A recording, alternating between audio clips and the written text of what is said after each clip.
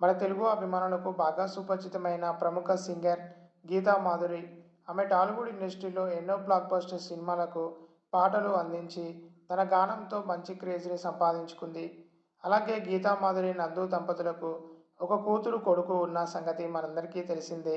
అయితే రీసెంట్గా గీతా మాధురి ముద్దుల కొడుకు ధృవ ధీర్ తారక్ ఫస్ట్ బర్త్డేని ఫ్యామిలీ సమక్షంలో చాలా గ్రాండ్గా నిర్వహించి సెలబ్రేట్ చేశారు.